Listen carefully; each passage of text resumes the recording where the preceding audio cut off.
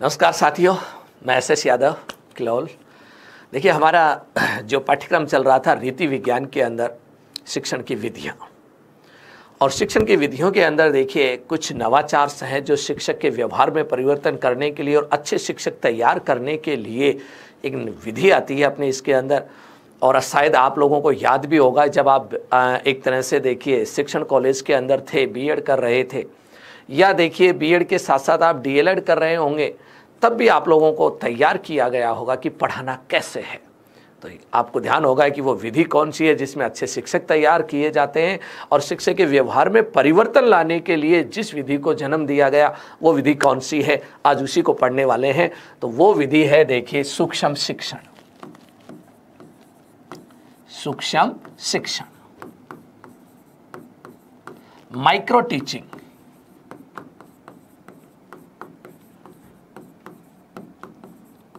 क्या नाम है? माइक्रो टीचिंग, सूक्ष्म शिक्षण। सबसे पहले यदि हम बात करते हैं, देखिए कोई भी विधि हो, उस विधि के बारे में मोटी मोटी बातें हमें अवश्य याद होनी चाहिए। तो इस विधि के बारे में देखिए, माइक्रो टीचिंग यानी सूक्ष्म शिक्षण, थोड़ा सा शिक्षण कराना है, हमें ज़्यादा नहीं कराना। ज़्यादा का मतलब 1 घंटे की कक्षा हो। ये देखिए थोड़े से बच्चों में, थोड़े से देखिए समय के अंदर शिक्षक के अंदर व्यवहार परिवर्तन करने के लिए, या हम कह दें कि उसमें कौशल डेवलप करने के लिए, ताकि एक अच्छा शिक्षक तैयार हो जाए। उसलिए इस विधि को देखिए सर्जित किया गया। सबसे पहले इसकी पृष्ठभूमि में चलते हैं कि ये विधि कब, कहाँ और कैसे। इस विधि का जो जन्म स्थली माना जाता है यूएसए को। जन्म स्थली किसको माना गया है? यूएसए को। यूएसए में इसका जन्म होता है, और इसके देखिए जन्म से संबंधित भी बहुत सारे तथ्य हैं। सबसे पहले 1961 कीथ एचिसन, क्या नाम है? Keith Aitchison. इनके द्वारा देखिए स्टैनफोर्ड, कौन सा विश्वविद्यालय है? स्टैनफोर्ड विश्व,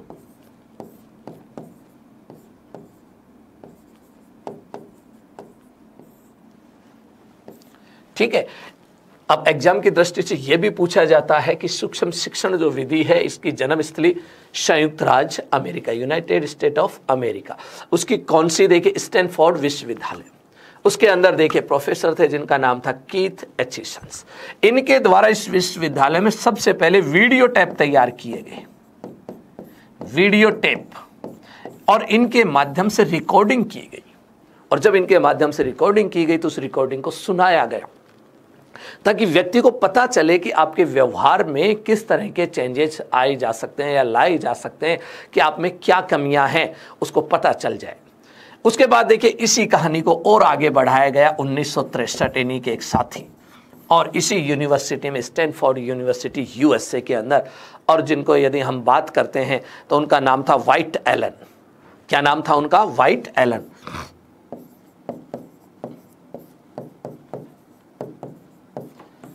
पहले कीथ एचिसन और उसके बाद व्हाइट एलन। 1963 में देखिए माइक्रो टीचिंग की जो नामकरण है ना, वो इनके द्वारा किया गया। इनके द्वारा तो वीडियो टैप तैयार किए गए थे एचिसन द्वारा, लेकिन एलन के द्वारा देखिए माइक्रो टीचिंग जो शब्द है ना, ये दिया गया। देखिए शब्द का प्रतिपादन जो, जिसका नाम क्या? सूक्ष्म शिक्षण, ये इनके द्वारा दिया गया था। देखिए ये शब्द सूक्ष्म शिक्षण, माइक्रो टीचिंग जो शब्द है, किसने दिया? व्हाइट एलन ने दिया। और इन्होंने बताया कि सूक्ष्म शिक्षण की अवधारणा क्या है और किस तरह से इस कार्य को करना है। अब एग्जाम की दृष्टि से देखिए कई बार दोनों का नाम पूछा जाता है, एचिसन और एलन। एलन, इन दोनों को इसका जनक माना जाता है, माइक्रो टीचिंग का जनक। देखिए याद रखना इस चीज को, माइक्रो टीचिंग का जनक अगर पूछता है, अगर सिंगल पूछे तो इन्होंने तो वीडियो टेप का काम किया था, इन्होंने देखिए शब्द दिया था। तो ये हमारे लिए 1963 महत्वपूर्ण है, और यदि दोनों के नाम आते हैं तो और भी अच्छा है।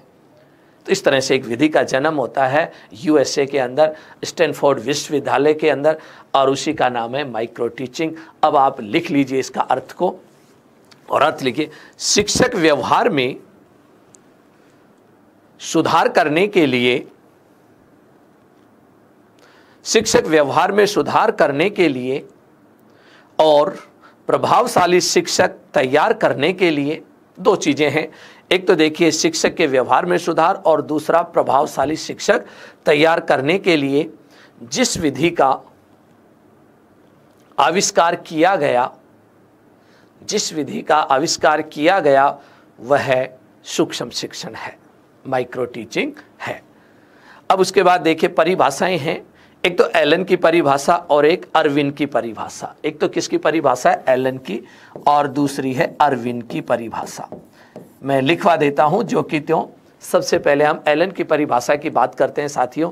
एलन की परिभाषा लिखिए। एलन के अनुसार सूक्ष्म शिक्षण समस्त शिक्षण को लघु क्रियाओं में बांटता है। तो इन्होंने कहा था किस में बांटता है? लघु क्रियाओं में बांटता है।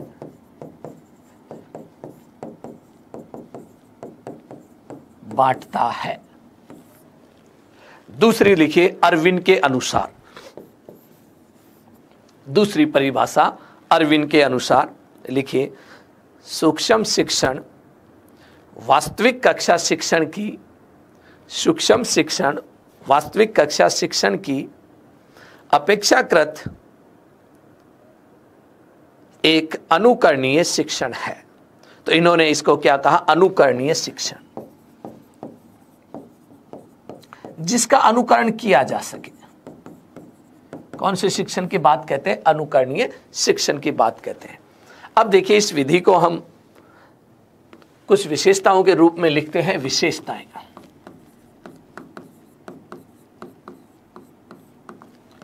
शिक्षण विधि की विशेषता। देखिए वैसे तो आप समझ गए, पहली विशेषता नए शिक्षक तैयार करना, शिक्षक के व्यवहार में परिवर्तन लाने वाली विधि को ही हम क्या कहते हैं? सूक्ष्म शिक्षण कहते हैं। और इसीलिए हम इसकी विशेषताएं देखते हैं। सबसे पहले ये टीचिंग की जितनी भी कठिनताएं या जटिलताएं उनको कम करता है, शिक्षण की जटिलताओं को कम करता है। शिक्षण की कठिनाइयों या जटिलताओं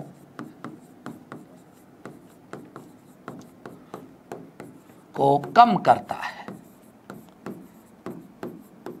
पहला देखिए इसका विशेषता, शिक्षण की जटिलताओं क्या करता है? कम करता है। दूसरा देखिए वास्तविक शिक्षण है, रियल में टीचिंग है, जो देखिए एक बड़ी कक्षा के बजाय एक छोटे से रूप में कराया जाता है। तो दूसरा है वास्तविक शिक्षण है। वास्तविक शिक्षण कैसा है? वास्तविक शिक्षण। तीसरा देखिए शिक्षण कौशलों का क्या करता है? विकास। शिक्षण कौशल या कौशलों का विकास। अब शिक्षण के बहुत सारे कौशल होते हैं। प्रस्तावना कौशल, प्रश्न पूछने का कौशल, पुनर्बलन का कौशल, गृह कार्य का कौशल, मूल्यांकन का कौशल, बहुत सारे कौशल हैं। और उनमें से एक एक करके एक एक बार में एक एक कौशल का विकास किया जाता है, जो हम इसके साइकिल में देखेंगे।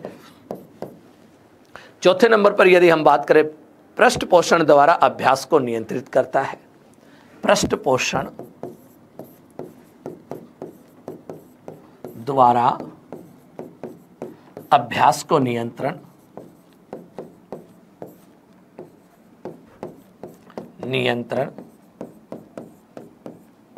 दूसरा देखिए पृष्ठ पोषण, फीडबैक, बहुत ही महत्वपूर्ण कड़ी है इसकी। इसके अंदर देखिए जब टीचिंग कराया जाता है तो उसको फीडबैक बहुत जरूरी होता है। क्या आपके टीचर में क्या कमियां रही, क्या अच्छाइयां रही, उनके आधार पर व्यक्ति अपने अंदर क्या करता है? सुधार करता है। अभ्यास को नियंत्रण। उसके बाद देखिए अगली विशेषता हम देखते हैं, व्यक्तिगत प्रशिक्षण कार्यक्रम है। ये बिल्कुल इंडिविजुअल है। ये व्यक्तिगत प्रशिक्षण कार्यक्रम है। व्यक्तिगत प्रशिक्षण कार्यक्रम है ये, क्योंकि यहाँ व्यक्तिगत रूप से क्या दिया जाता है? प्रशिक्षण दिया जाता है। एक एक शिक्षक तैयार किया जाता है। शिक्षक के देखिए यहाँ वास्तविक शिक्षण है, शिक्षण कौशलों का विकास और शिक्षक के व्यवहार में परिवर्तन लाने की विधि भी है। शिक्षण द्वारा व्यवहार में परिवर्तन, व्यवहार में परिवर्तन, ये भी एक इसकी विशेषता है। उसके अलावा और भी विशेषता, एक कौशल का अभ्यास कराया जाता है इसमें। नंबर 7, कौशल का अभ्यास। एक बार में एक, एक बार में एक, वन टाइम वन, एक बार में एक ही कौशल, बार एक साथ सारे कौशल नहीं सिखाए जाते, एक बार में एक। और दूसरा देखिए, शिक्षण का अति लघु और सरलीकृत रूप है। 8वां, शिक्षण का लघु रूप है ये, माइक्रो टीचिंग इसीलिए के शिक्षण का लघु रूप। कैसा रूप है? छोटा रूप होता है। 9वें नंबर पर देखिए, ये बड़ा सरलीकृत है, सरल है ये शिक्षण कैसा है? बहुत ही सरल है, जिसके माध्यम से हम बच्चे के व्यवहार में क्या लाते हैं? परिवर्तन। ये सामान्य सी विशेषताएं हैं।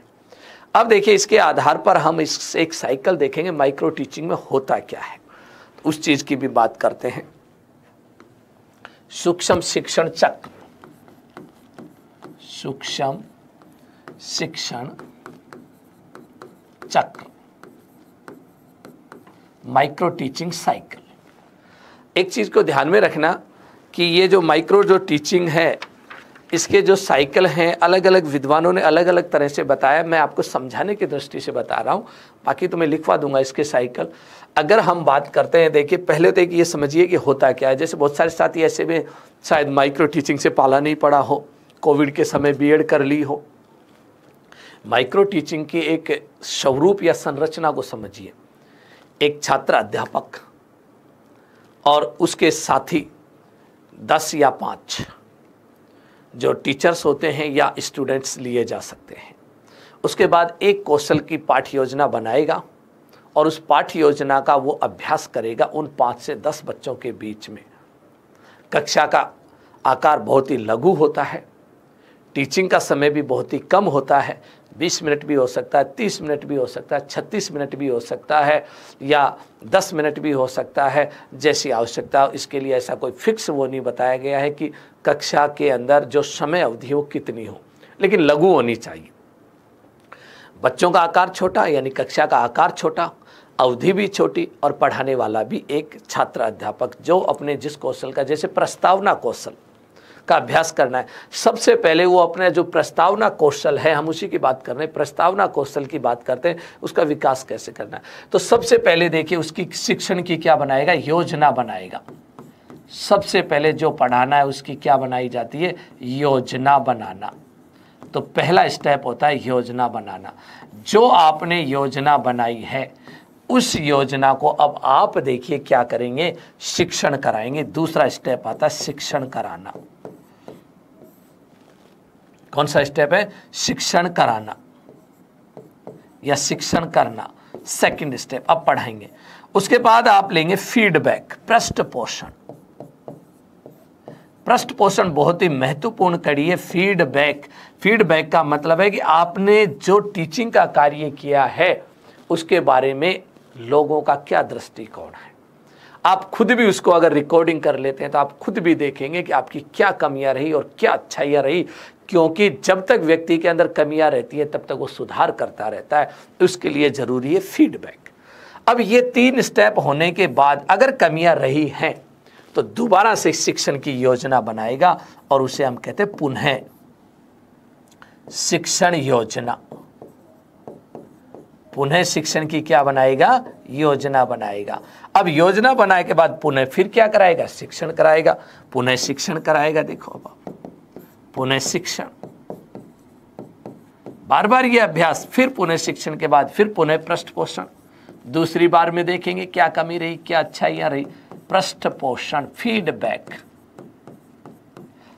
और इस तरह से देखिए 3 स्टेप ये और 3 स्टेप ये। अगर ये 6-6 मिनट के भी होते हैं तो 6 गुणा 6 तो 36 मिनट की हमारा ये बन जाता है। देखिए मिनट की, ठीक है। तो सबसे पहले हम बात करते हैं फर्स्ट स्टेप, सेकंड स्टेप और थर्ड स्टेप। याद करने के लिए भी ध्यान रखना, सबसे पहले प्लान तैयार करना, फिर टीचिंग कराना और फिर फीडबैक। प्लान, टीचिंग और feedback, PTF, PTF, PTF, planning, teaching और फीडबैक। ये 3 स्टेप। अगला फिर देखिए 3 स्टेप, ताकि जब तक ये प्रक्रिया चलती रहती है, जब तक छात्र अध्यापक में वो कौशल डेवलप नहीं हो जाता। इसे ही कहते हैं माइक्रो टीचिंग का साइकिल। अब देखिए माइक्रो टीचिंग का जो साइकिल है, इसको कई विद्वानों ने अलग अलग तरीके से भी लिखवाने की कोशिश की है। सामान्यतः कुछ होते हैं, उनको भी आप नोट कर लीजिए। पहले तो ये डायग्राम बना लीजिए। इसके अलावा भी देखिए कई विद्वानों ने इसके सोपान को अलग तरीके से भी बताया है, उसको भी हम बात कर लेते। सबसे पहले कहा गया विशिष्ट कौशल का चयन करना। जो कौशल आपको सीखना है उस कौशल का क्या करना, विशिष्ट कौशल का चयन। बिल्कुल सही बात है। जैसे मैंने अभी चयन करके बताया था, प्रस्तावना कौशल, प्रश्न कौशल, TLM का प्रयोग करने का कौशल, श्यामपट्ट कार्य का कौशल, खोजपूर्ण प्रश्न पूछने का, दृष्टांत, कहानी, कोई भी बहुत सारे हो सकते हैं। दूसरा है कौशल का प्रदर्शन। दूसरा स्टेप क्या आएगा, जिस कौशल का आपने चयन किया है उस कौशल का क्या करना है, प्रदर्शन। कौशल का क्या करना, हमें प्रदर्शन करना है। उसके बाद उसकी पाठ्य योजना बनानी है। तीसरे स्टेप पर लघु पाठ्य योजना, बड़ी नहीं बनानी, लघु पाठ योजना। उसके बाद लघु पाठ योजना के बाद हम क्या करेंगे, पढ़ाएंगे, और पढ़ाएंगे भी लघु शिक्षण, इसलिए लघु माइक्रो। और पढ़ाने के बाद देखिए उसका क्या होगा, पृष्ठपोषण। पृष्ठपोषण यानी फीडबैक आएगा, और जो भी फीडबैक आएगा वो हम देखेंगे, यानी फीडबैक का एक तरह से सुझाव मान लेने आप। तो ये स्टेप हैं। देखिए क्या स्टेप बने हमारे, सबसे पहले विशिष्ट कौशल का चयन करना, फिर उसका प्रदर्शन करना, और फिर उसकी पाठ्य योजना बनाना, फिर लघु शिक्षण कराना, पृष्ठपोषण, फिर पुनः यही चीजें चालू हो जाएंगे। पुनः क्या करेंगे, पाठ्य योजना बनाएंगे, फिर शिक्षण कराएंगे, और फिर उसके बाद पृष्ठपोषण। तो ये 6 स्टेप है। 2 मैंने अलग से लिखे हैं, विशिष्ट कौशल का चयन करना और कौशलों का प्रदर्शन करना। अब बात आती है कि ये माइक्रो टीचिंग के कुछ फायदे हैं तो कुछ नुकसान हैं। उन चीज़ों को तो लिखिए। गुण, सूक्ष्म शिक्षण के गुण। सूक्ष्म शिक्षण के गुण,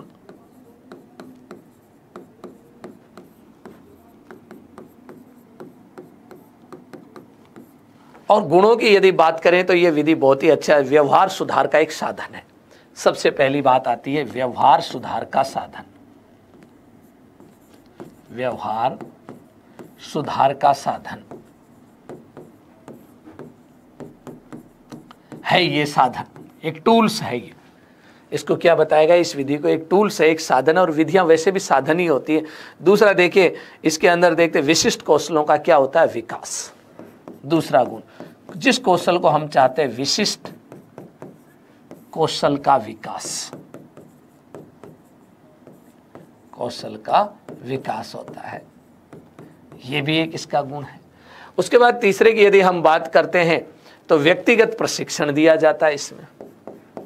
व्यक्तिगत, इंडिविजुअल, देखिए एक एक व्यक्तिगत प्रशिक्षण, सामूहिक प्रशिक्षण नहीं दिया जाता, व्यक्तिगत प्रशिक्षण देना। उसके बाद देखिए चौथे नंबर पर हम लिखते हैं अपना स्वयं मूल्यांकन करना। व्यक्ति अपना स्वयं मूल्यांकन कर लेता है। देखिए स्वयं मूल्यांकन करना।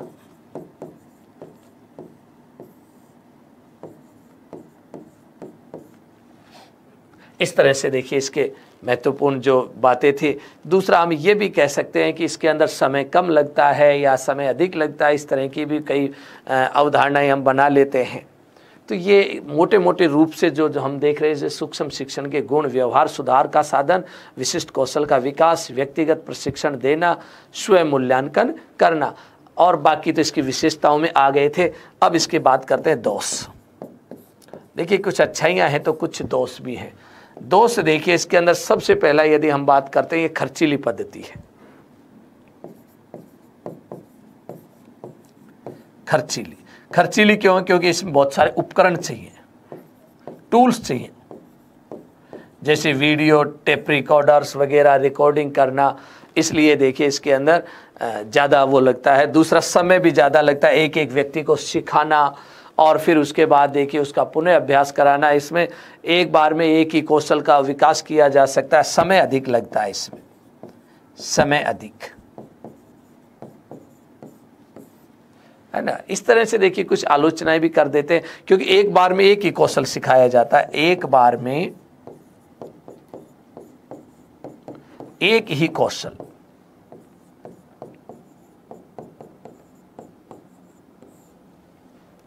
इस तरह से देखिए, तो ये हमारी एक विधि थी जिसका नाम क्या है, माइक्रो टीचिंग। उसके बाद अगली विधि पढ़ेंगे हम। दूसरी विधि देखिए, नंबर 2, पर्यवेक्षित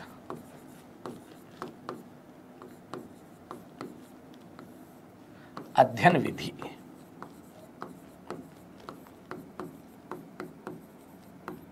पर्यवेक्षित अध्ययन विधि, इस विधि को देखिए सुपरवाइज्ड स्टडी मेथड भी कहते हैं हम इस विधि को।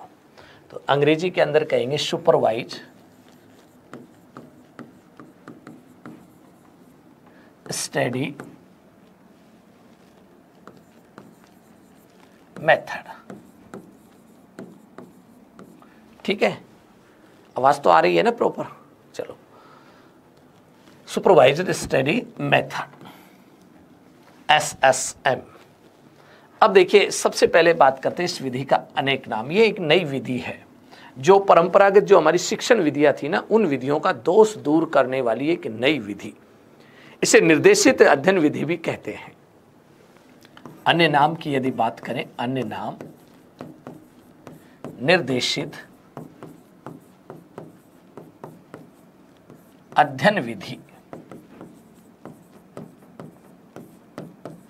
कई बार क्या होता है कि जिन विधियों के बारे में हमने कभी पढ़ा नहीं है, सुना नहीं है, तो बड़ी जटिलताएं आने लगती हैं और ऐसा लगता है पता नहीं ये कौन सी विधि आ गई है। ऐसा कुछ भी नहीं है। जैसा कि आप देखिए, पर्यवेक्षित और निर्देशित, सुपरवाइजर या इंस्पेक्शन, निरीक्षण करना या पर्यवेक्षण करना, इस विधि का मूल ये है बच्चे पढ़ते रहें और शिक्षक उसका निर्देश दे और उसका पर्यवेक्षण करे। बस इसी विधि को हम कहते हैं, क्योंकि इस विधि के अंदर दो चीजें हैं, एक निर्देशन और दूसरा स्टडी। स्टडी का काम स्टूडेंट का और निर्देश देने का काम शिक्षक का होता है। और निर्देश के साथ साथ दूसरा कार्य भी करता है शिक्षक, इसमें उस बच्चे की गतिविधियों को क्या करता है, नोट करता है कि बच्चा क्या कर रहा है। जब उसको बच्चे को पढ़ने के लिए कहा जाता है तो बच्चा पढ़ भी रहा है या बातें ही कर रहा है या कर क्या रहा है, उसके लिए देखिए एक तरह से हम ये कहें कि बच्चे को फ्री छोड़ा जाता है इसके अंदर स्टडी करने के लिए, है ना। थोपा हुआ शिक्षण नहीं है। इसलिए कहा जाता है कि परंपरागत जितनी भी जो शिक्षण विधियां हैं ना, परंपरागत शिक्षण विधियों के दोषों को दूर करता है ये। शिक्षण विधियों के दोषों को दूर करता है, दूर करता है। कौन? पर्यवेक्षित अध्ययन विधि। इस विधि का देखिए सबसे पहले देखते हैं हम प्रतिपादक यानी जनक। जनक की यदि हम बात करें तो इसका जन्म भी यूएसए में होता है, जनक। और इसके जो जनक थे यूएसए के रहने वाले प्रोफेसर जिनका नाम था डेजी मॉरविल जॉन, डेजी मॉरविल जॉन, इसके जनक। 1971 में इस विधि का जन्म होता है यूएसए के अंदर, संयुक्त राज्य अमेरिका में। तो एक नई विधि है। 1971 में इसका जन्म हुआ, डेजी मॉरविल द्वारा ये विधि दी गई। और इस विधि में दो ही शब्द हैं, सुपरवाइज्ड और स्टडी। बच्चों द्वारा अध्ययन करना और शिक्षक द्वारा उसका सुपरविजन करना। अब देखिए कई विद्वान कहते हैं कि ये कोई विधि नहीं है, ये तो एक प्रय विधि है जो विधियों के साथ काम आती है। तो देखिए दूसरी एक बात यह है, एक प्रय विधि है, प्रय विधि या उपविधि भी कहते हैं हम।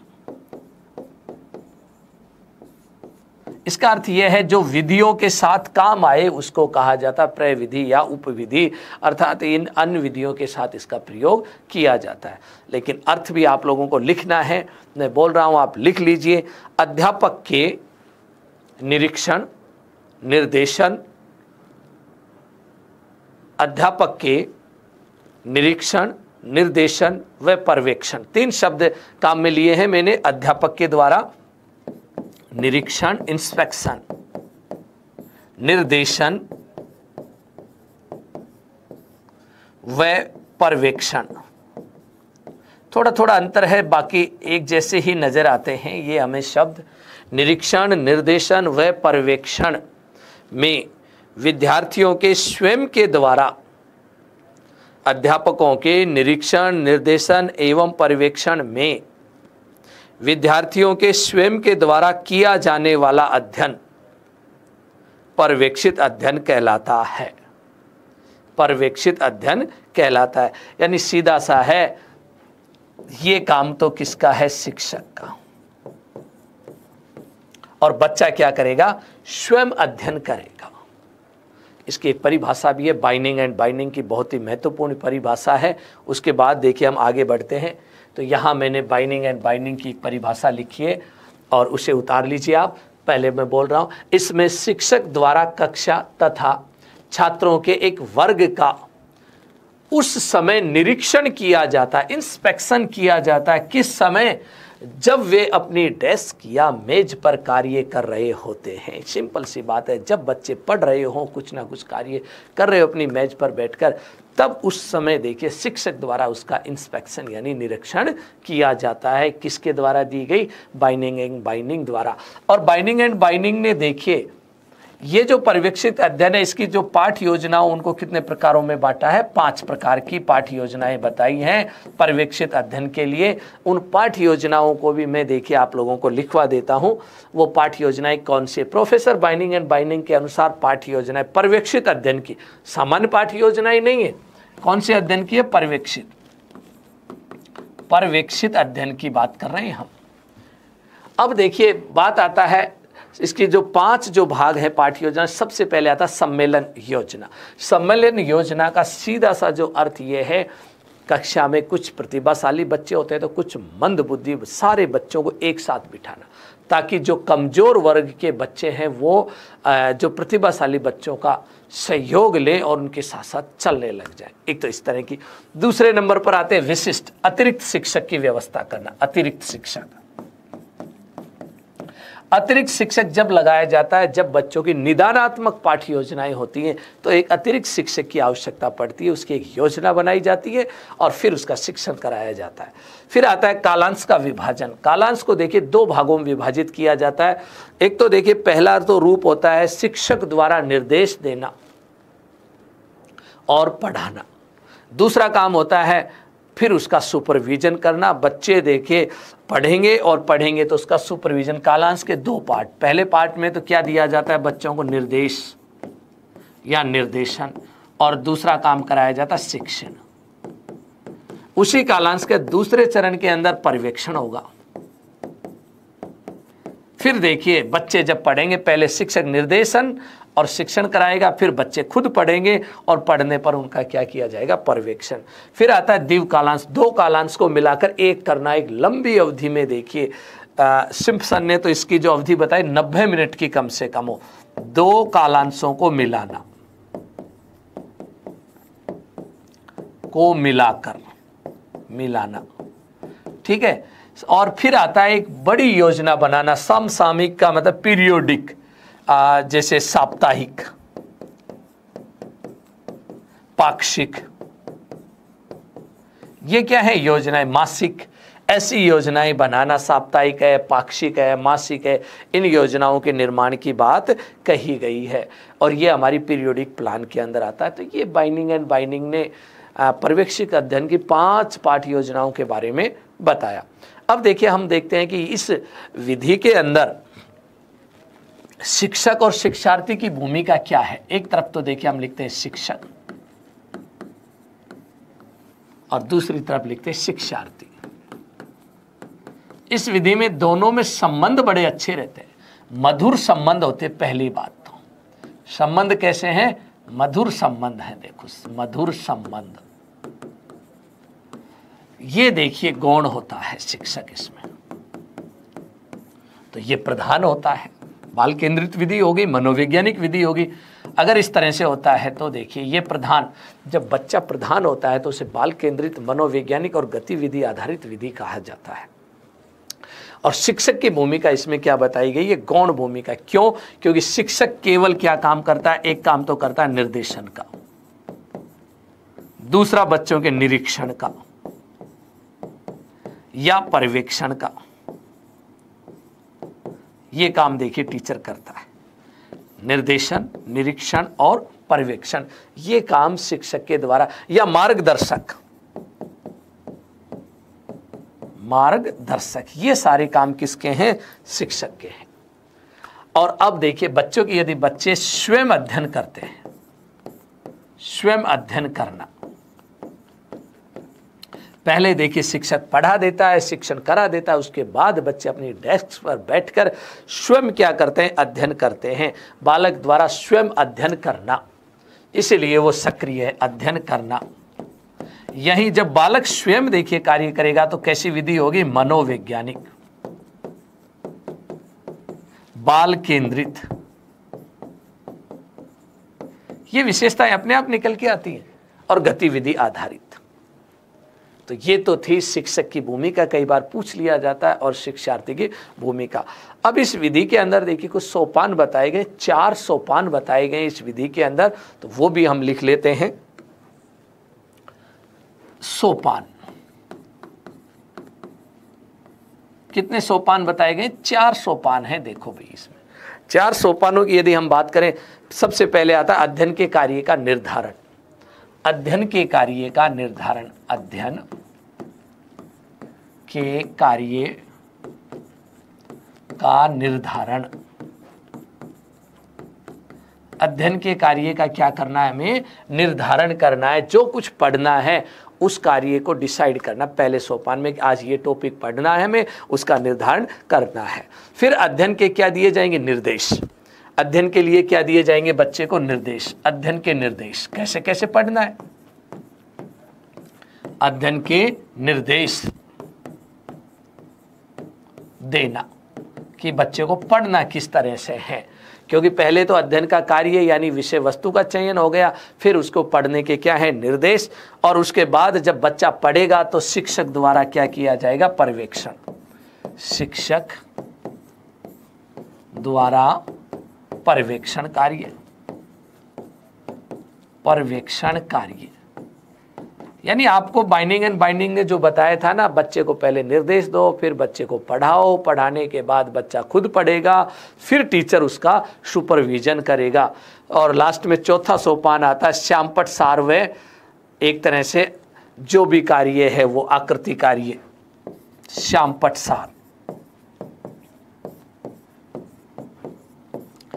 जो बच्चे ने पढ़ा है वो यहाँ लिख दिया जाए श्यामपट्ट के ऊपर, और वो ही कहलाता है श्यामपट्ट सार। इस तरह से देखिए हम इसके अंदर देखते हैं, इस विधि के अंदर कितने सोपान हो गए? एक तरह से 4 सोपान। श्यामपट्ट सार व आवर्ती भी हम लिख देते हैं, आवर्ती यानी दोहरान करना, आवर्ती कार्य, ताकि वो पुनरावृत्ति कर सके, आवर्ती या पुनरावृत्ति या दोहरान कर सके। इस तरह से देखिए ये विधि है। अब पूरी विधि को पढ़ने के बाद साथियों देखियो हम बात करते हैं इस विधि के अंदर एक तरह से विधि को जैसे हमने पढ़ा तो इस विधि की क्या विशेषताएं हैं, और विशेषताएं वही विशेषताएं हैं जो मैंने सारी चीज़ें बताई। शिक्षक की क्या भूमिका, शिक्षार्थी की क्या भूमिका, क्या इसके सोपान और मूल में किन बातों का समावेश किया गया है। तो एक एक करके उन विशेषताओं को भी हम लिख लेते हैं। विशेषताएं,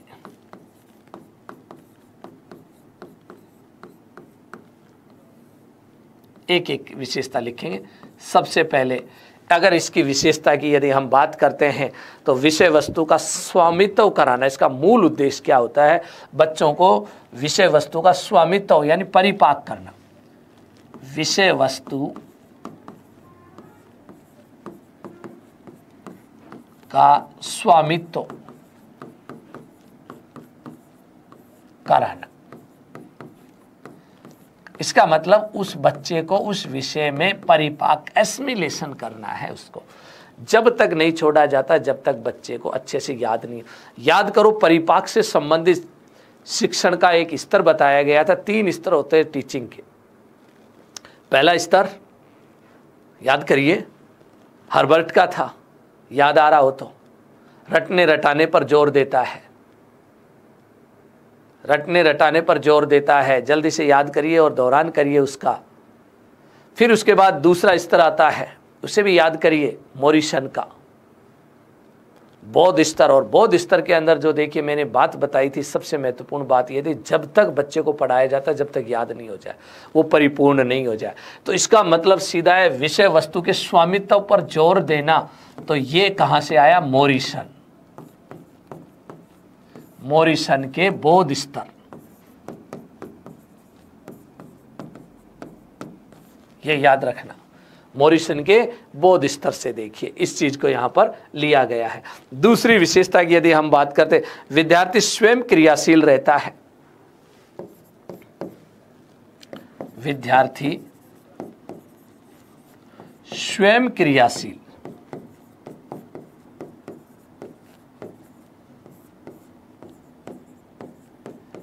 और जब विद्यार्थी स्वयं क्रियाशील रहता है तो हम उसी को कहते हैं गतिविधि आधारित शिक्षण, एक्टिविटी बेस। बाल केंद्रित शिक्षण भी स्वयं के करके देखिए सीखता है, तो इसे बाल केंद्रित भी कहा जाता है, बाल केंद्रित शिक्षण। बालक की रुचि, और जब बाल केंद्रित है तो मनोवैज्ञानिक भी होगा। ये एक साथ चलती हैं। देखिए मनोवैज्ञानिक विधि भी हो गई है। देखिए इसकी अगली विशेषता, बाल केंद्रित शिक्षण, इसलिए मनोवैज्ञानिक विधि हो गई। अगला देखिए इसके अंदर स्वाध्याय पर बल देता है। स्वाध्याय पर,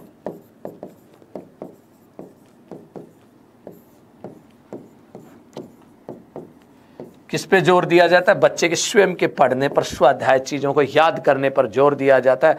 व्यक्तिगत क्रियाओं को प्रधानता रहती है, व्यक्ति अपने अपने तरीके से, इसीलिए तो बाल केंद्रित व्यक्तिगत क्रियाओं पर जोर देता है।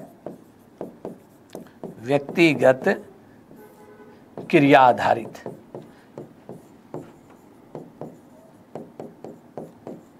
इंडिविजुअल। उसके बाद देखिए एक विशेषता और लिख लेते हैं, इसका प्रयोग सभी विषय के शिक्षण में भी होता है, क्योंकि स्वाध्याय तो सभी में चाहिए, सभी विषयों के लिए उपयोगी है, लिए उपयोगी।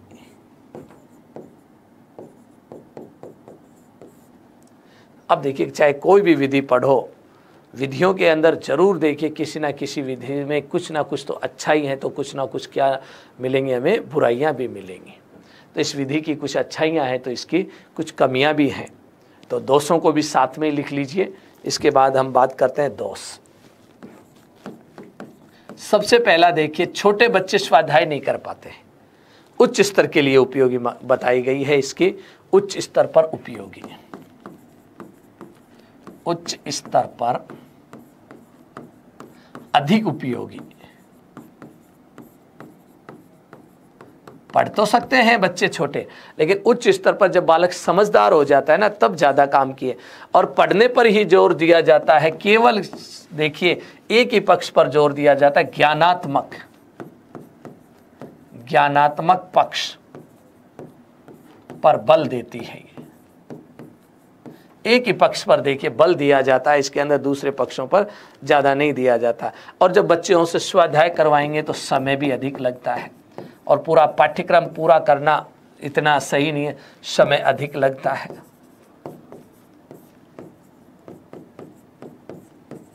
और एक विधि से पढ़ाना भी देखिए ठीक नहीं है।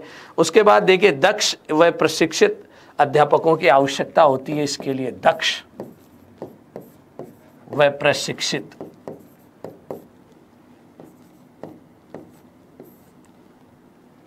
अध्यापकों की आवश्यकता।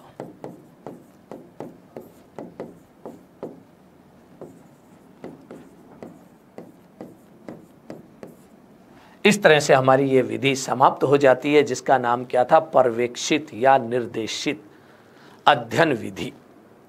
जिसका जन्म जो होता है यूएसए के अंदर डेजी मॉरविले द्वारा दी गई एक विधि, साधारण सी विधि थी। 2 ही शब्दों को पकड़ लेना, पर्यवेक्षित शिक्षक का काम, अध्ययन बालक का काम, और दोनों को मिलाकर एक विधि का जन्म होता है जो अन्य विधियों या परंपरागत विधियों के दोषों को दूर करने वाली एक विधि, जिसका नाम था पर्यवेक्षित अध्ययन विधि।